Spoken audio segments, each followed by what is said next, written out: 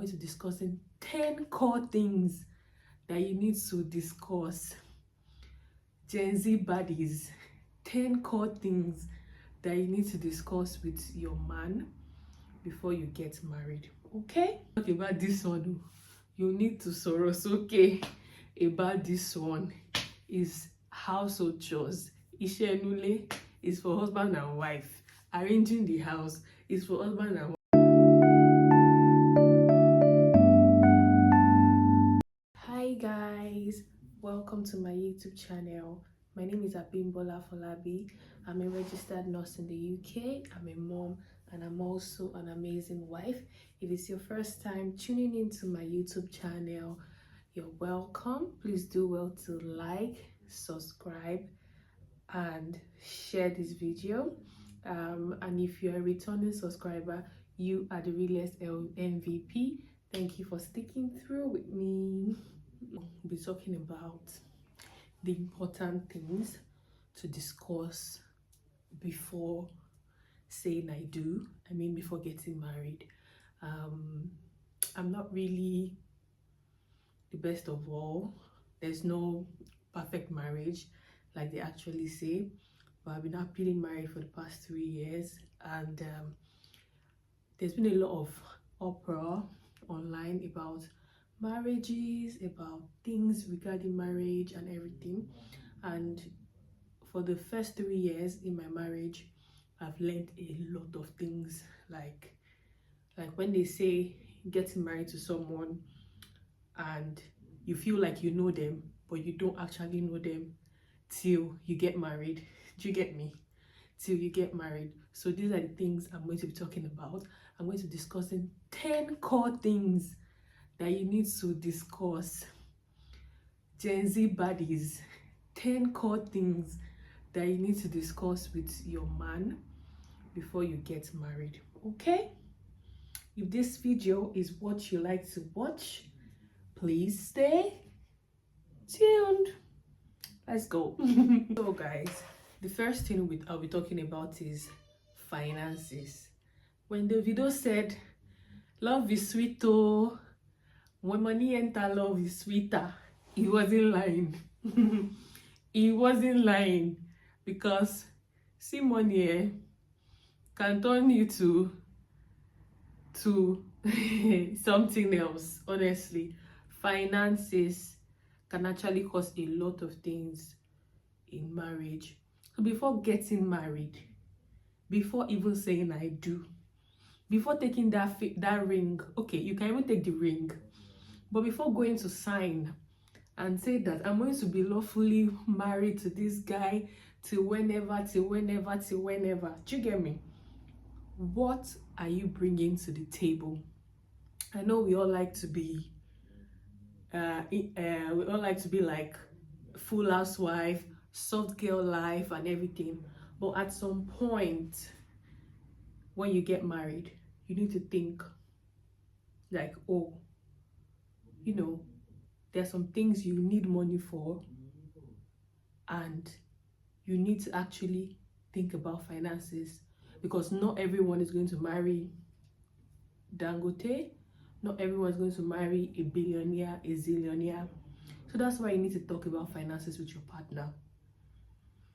As we all know, we all want to have a partner that is, you know, an eye earner, someone that's going to be responsible for a lot of things. But as a female, you need to have like a little bit of finance. Okay, for instance, talking about finances, if you finish school, you know, the whole issue of the way things are around the world, inflation, no lot of jobs and everything. So you need to discuss, if your partner is someone that is like, you know, an eye earner, what are the things, what are the steps is putting in place for you to also make an income? What are the things it's going to do to support you? If he doesn't want you to work, if he wants you to live the baby girl lifestyle, are you going to be on a monthly stipend? Are you going to be getting monthly bills? Like if you need to sort things out by yourself, if you need to give things to your siblings, like myself in my family, I have siblings, and sometimes I might want to do things for them. That doesn't stop my partner from doing things for them. Do you get? But I might want to do things randomly, or maybe on my mom's birthday, I might want to get her something without even asking my partner. Definitely, my partner is going to do is send his mother-in-law something, but I don't know if you get the point. So you need to discuss finances. Who is going to, if both of you are working, you all have everything sort out. Who is going to be taking all the bills? Who's going to be footing the bills? You know, who is going to be doing this? Myself, to be honest, I didn't have this conversation with my partner about finances or no finances because I was doing my soft girl life when I got married, and I was doing the little bits for myself. I think I didn't really have like a formal job, not until well I knew that I was going to get married. I got a job, a good job before I got married, and immediately after my wedding, I started my job. I knew at that time the job was so far from my house. My husband was always like, just stay at home, and I was like, no, I'm going to keep on doing this job, keep on going to this job and doing it and everything. And that was a job that actually gave me my experience, you know, to be able to apply for jobs in the UK. And that was like my experience, and that was what brought me to the UK. So not being idle was a thing for me. And when it was time for like relocation and everything, I actually had some amount saved up, do you get, to actually help myself and to do a lot of things while it was time to move. So these are the things I feel like you need to discuss with your partner. Finances, who is going to be the breadwinner of the house, who is going to pay the kids' school fees, who is going to be paying the house rent if you are renting an accommodation, who is going to be, are you going to be getting stipends? Like, even though you're working, you're getting a salary. Is your husband going to be getting you stuffs? Like, oh, babe, you need to change your makeup, can you ask, do you understand? These are things that you need to actually talk about, because when you're dating a guy, it's different from when you're married. When you're dating, it's going to be trying to impress you, but when you're married, there are times that shit is the fan, and it's going to be able to tell, it's going to be plain because it's gotten used to you and say, oh babe, I can't do this, I can't do that. And that's where your understanding comes in. But you need to sort of dissect these things before even getting into it, so it doesn't feel like you are not working, you are not bringing anything to the table, you are just a liability. So that's one thing. Option number two. Point number two, which is very, I know I had this conversation with my partner. No, this point number two, I had it because I like living my soft life, and I'm very, I don't know how to explain it. I get tired of things, like when things stresses me out, I just want out. And I know how, like, I know that having children and taking care of kids, it's a big deal. So you need to talk about children. Growing up, I noticed a lot of things while I was growing up. Like, a lot of women were pressured to have more kids because they were expecting a particular gender, or maybe they had all boys and they wanted a girl. You get? So they had more children, even though they couldn't even afford to have those kids. They had more children because they were looking for a particular sex. It played out in my family, but my parents were capable of like taking care of us. My dad wanted a boy, you know, so we were four, and the last child was the boy, but actually they were looking for the boy. So these were the things I actually spoke to, like, discussed with my husband. If I have two girls or three girls, how many kids do you want to have? Do you understand? And if they are all girls, do you not mind? If they are all boys, do you not mind? So these are the things you need to actually think about, because you have to think about your health, and your finances. And if finance is not an issue, your health is not an issue, and you feel like you want to have 12 kids, that's a smashing football team you can do. But if not, you need to discuss it. Okay, number three that you need to discuss, I feel like you need to discuss living situations, to be honest, because I feel, from my own thinking, I feel like a guy in this generation, don't let me be too don't let me be too thingy, like in this current situation, a man that wants to get married needs to sort his apartment out, needs to have like a place to call home, needs to have like a safe abode, not necessarily having a house of his own if he's not able to afford it yet. I remember when I was small, my mom used to say, oh, when I married your father, we're living in, all these back when stories, we're living in one room, then we moved. There's always growth if you are looking on the right side, and you've married somebody that has potentials that's there. So you need to be looking at, okay, when we get married, where are we going to stay? You don't want to be squatting in your husband's family house, which is very more common for people, especially the Yorubas. Or I don't think the Igbo do that, but I know Yorubas, I'm sure.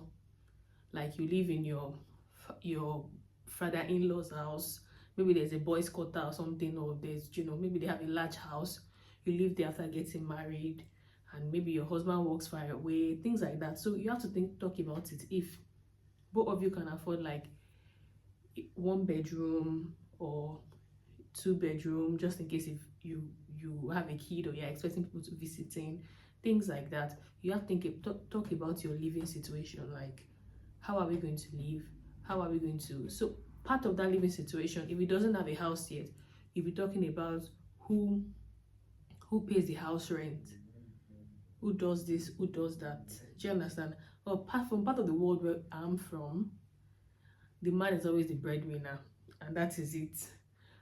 I'm not an independent woman, and I can never be an independent woman. I'm looking up to my man. I'm just like, for me, I'm just working and taking up my career seriously because that's what I love. So for the living aspect, though, me, it was one of the things that I didn't need to discuss it because I knew everything was fine. Like, when I was dating my man, like, I knew his living condition and everything, so I wasn't really like big on it. But I've seen it being an issue in other people's relationships. So you need to discuss your living condition. Are we going to be able to afford the rent? What are we going to do? Do you understand? Things like that. And even planning your living condition prior having kids. Okay, family dynamics. So under family dynamics, I would say is more of like how you are in your family, like family involvement. Like, is your brother going to come visiting? Is your mom going to come visit? I know it's a weird question, but on the street of Instagram, there have been things that some people's mother-in-law, father-in-law comes for omungo or comes to visit and has refused to give them their privacy. So family dynamics, family involvement, you need to discuss.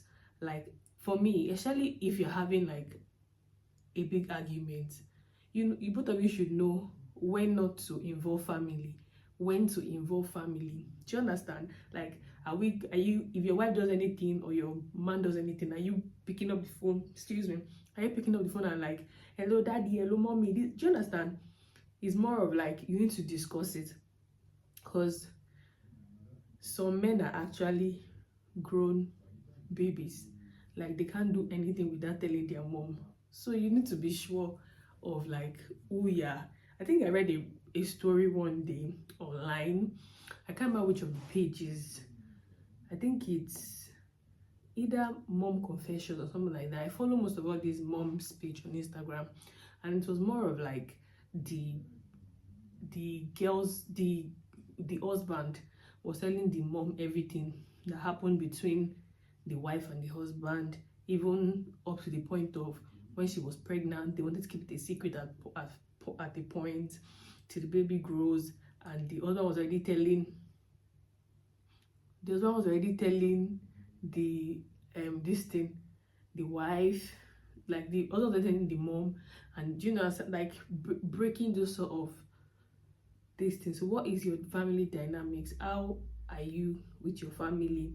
Do you guys always have every Christmas visits, like things like that. They are not bad, but knowing that okay, when we are leaving, are you bringing any of your brothers or your sisters to come and sleep with us? There's another one I read online that was very, very crazy, that they were living in a one room self-contained, and in the same room they were living, the boys, the husband's sister or somebody was staying there. So anytime they are doing the do, she pretends like she's sleeping and she's not sleeping.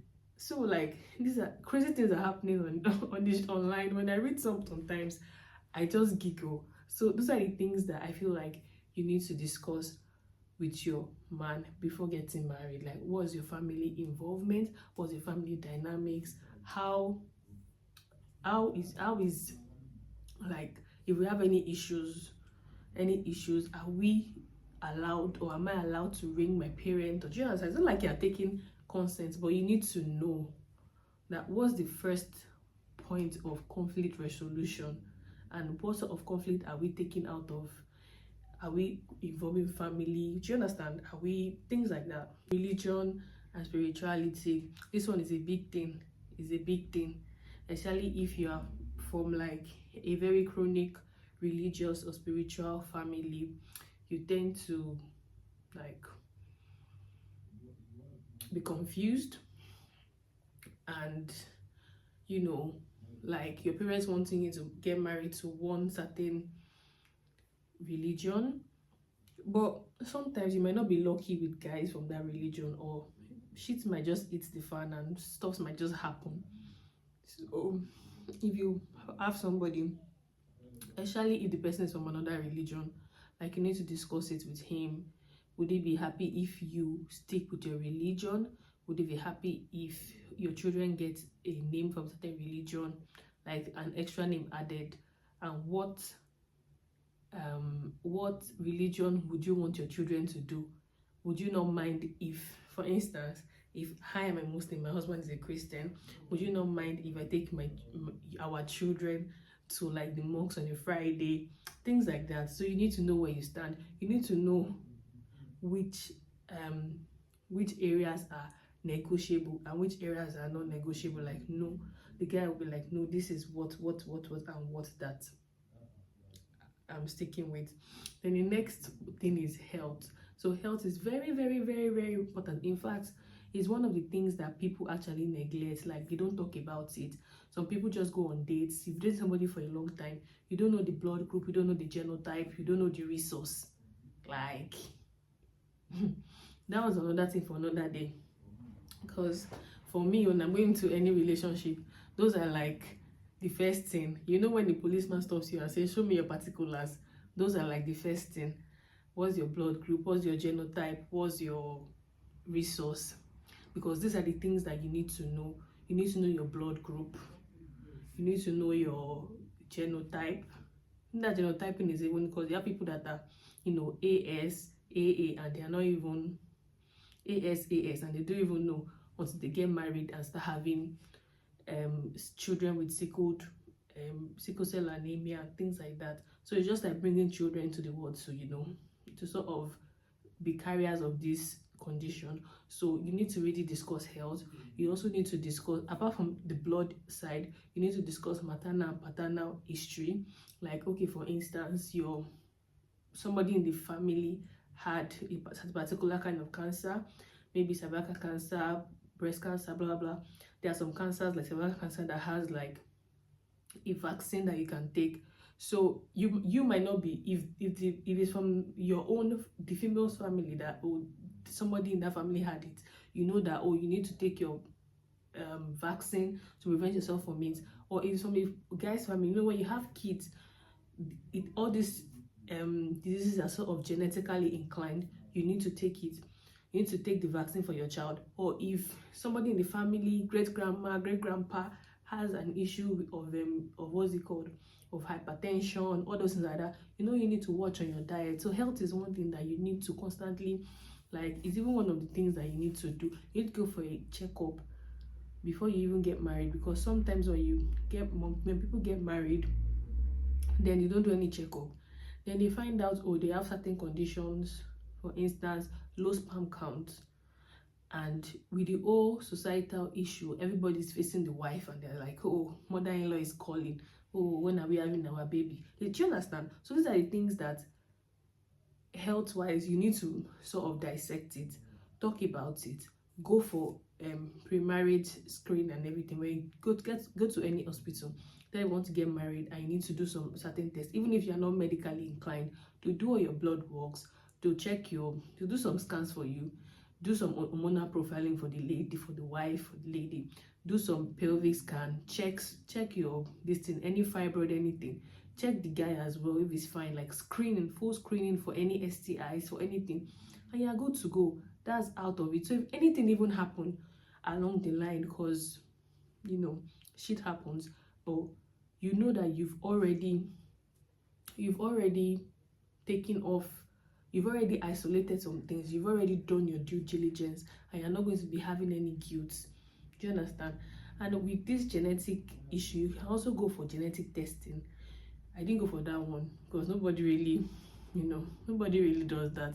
But it's another advice I can really advise: genetic testing, to check if there's any congenital condition or anything that someone is a carrier. You might have a recessive gene of it and it's not really obvious. Another person might have a recessive gene of it as well. So there's every possibility that the kids might be carrier of that kind of conditions. Do you get? So those are the things that I would actually suggest. But it's more of like, if you ask in the family, do you have any person with this condition, do you have anybody with this condition? Do you understand? So those are the things, like health wise, you really need to talk about it.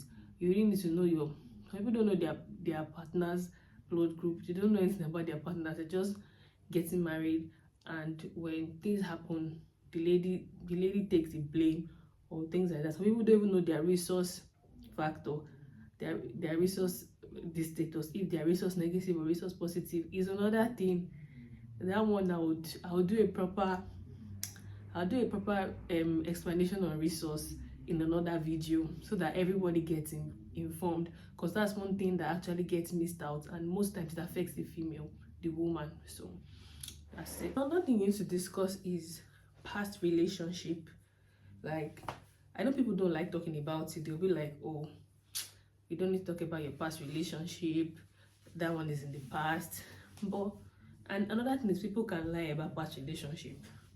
That's it. I was saying it recently. I saw something online and I commented. It was a case of somebody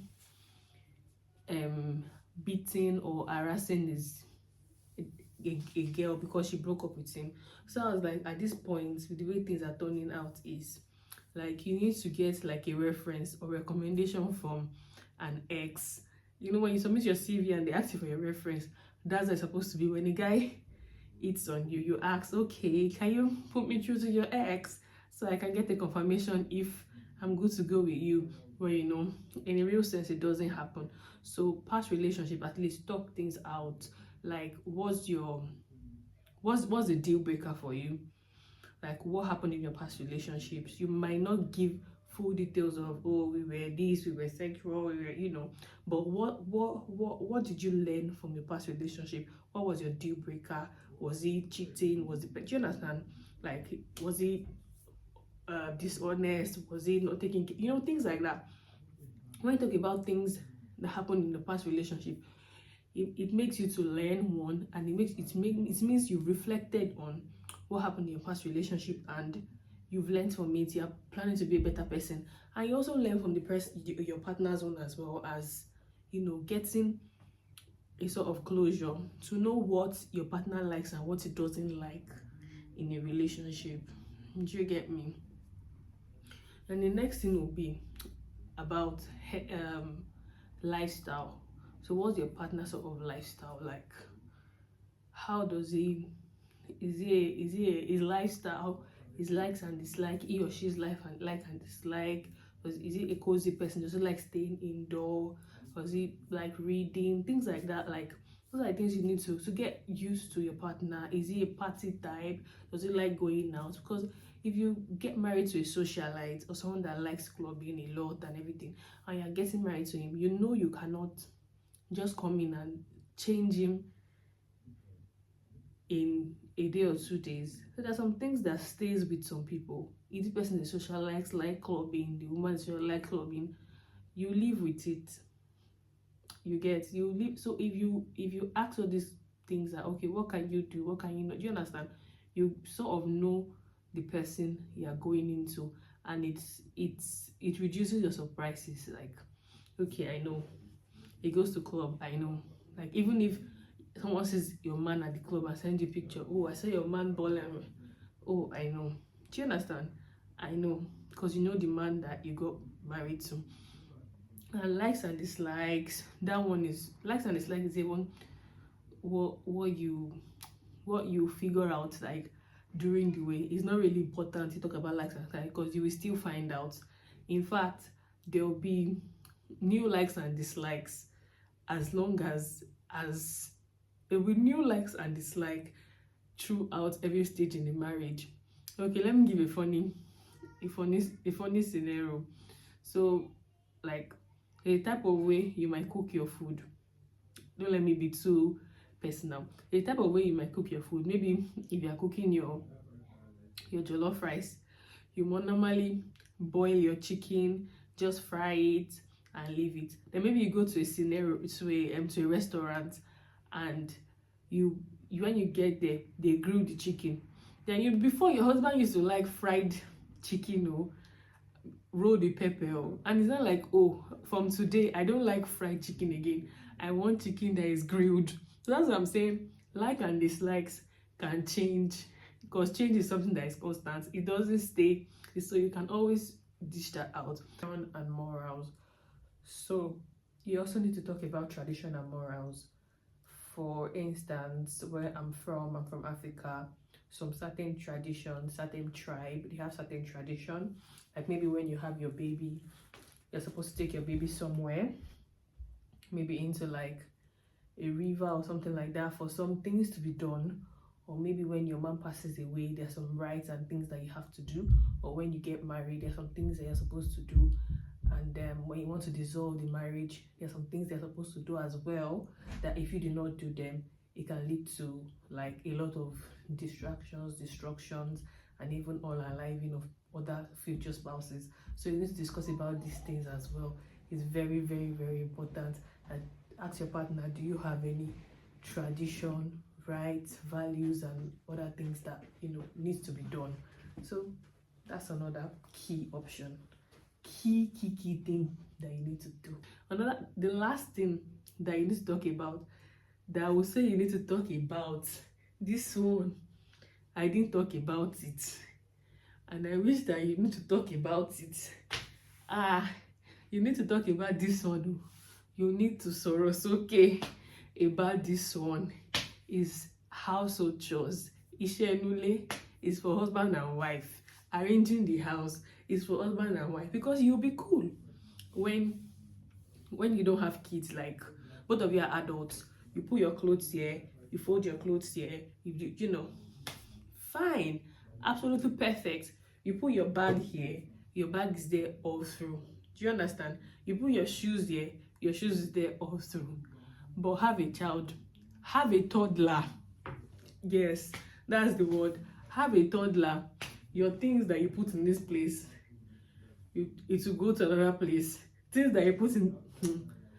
I've been trying to have a proper dressing station, dressing area. I bought an organizer for perfumes, makeup things and everything, but I can't use it, because my daughter just goes to the organizer thing, opens it, take a bottle of oil, and she's arranging and sketching, and she's like, "Mommy, castle, I'm making a castle." I'm like, oh my god. She scatters it and arrange it back. But okay, I've gone to work 12-hour shift, come back, the place is messy. Please, will I still go back and start arranging that one again? So you need to talk, you need to discuss with your partner. Who is going to be washing plates? Do you like washing plates, or do you not like washing plates? Do you like cooking, or do you not like cooking? Can you bathe picking, or can you not bathe picking? Can you bath picking, or can you not bath picking? Things like that, so that when family involvement comes, and maybe you have a second child and you're having a third child, your husband is bathing pikin in the bathroom, mother-in-law, father-in-law, uncle-in-law will not say that they've turned you to something else. So those are the things that you need to discuss with your partner. Household chores. If I'm cooking, will you be washing? Because sometimes in the African setting, they all see washing, cleaning, as a woman thing. Cooking, it is just basic survival skills. That's one thing I always want to like drive at. It's just a basic survival skill. Even if you don't get married, if you are going to be single for the rest of your life, won't you cook? If you are going to be single for the rest of your life, won't you clean your environment? Won't you wash? Do you understand? Won't you do anything? And then if you're single, you won't have kids. But if you get married and you have kids, kids are just like, they're the responsibility of both of you. So anyone can bathe the child, anyone can wash for the child, anyone can dress the child up, anyone can take the child to school or pick the child up from school. So these are the things that I feel like you need to discuss. In fact, this is the last one. I think I've talked about 10. I think so. This is the last one that you need to discuss really, really, really well. Because when you have a lot of children and you have more like maybe 3 under 3 or 4 under 4s and things like that, and you have a lot of toddlers around, the more you keep arranging, sometimes you get tired and exhausted. If you don't have a partner supporting you or helping you or doing 1 or 2 things, you feel burnt out. You feel absolutely burnt out. Another thing I forgot to talk about is family planning. Planning your family is part of still children, number of children you want to have. Like, are you open to us having just 2 kids and being fine? If you don't want any more kids, are you open to do a vasectomy in future? Or do you understand? Do you want me to be the one to be? These are things like, these are actually logical questions, because most times women don't actually want to have more kids, but their husband doesn't want them to have certain contraceptives based on some traditional belief, and doesn't want to do any contraceptive, but doesn't want the woman to get pregnant. How does it work? Please. Because there's been a situation, I can't remember, I can't remember where this thing happened. I know I was young when it happened, and so somebody coming to tell my mommy something about that the man is complaining she got pregnant, and the man is like, no. Do you understand? They already have like 4 kids before, and blah blah blah blah blah. Do you understand? And I'm like, then I was younger, I didn't get the old gist, but now I'm like, having kids is the man and the wife's responsibility. So if you don't want kids anymore, you need to discuss your family planning method. Is the wife going to be on pills? Like, you go to a verified family planning clinic or a doctor, and they'll put you guys through. So these are the things. Some people, when they get married, they always want to enjoy their singleness, their just themselves. Some do family planning at the beginning of the marriage, like, oh, for the first 3 years we have goals that we need to actually achieve, and we need to set it right. We want to be with ourselves for the first 3 years. After 3 years, they want to start having kids. Do you understand? For me, if I come to this world again, that would be actually my thing.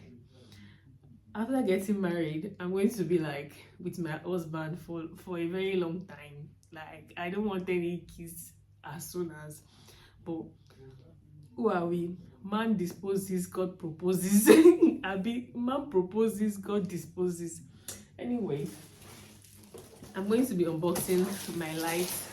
I had 2 lights as my birthday gift. One I'm currently using. I feel that the quality of my video is top notch. And I've got the second one, all courtesy of my lovely friend Jane Akona. She's really a lovely, sweet, charming soul. Got me these 2 lovely lights. I'll say thank you to my baby girl. Thank you so much for supporting my journey. I love you so much. Mwah. Watch this video till the end. Thank you so much for sticking through. I hope you learned one or two from my videos.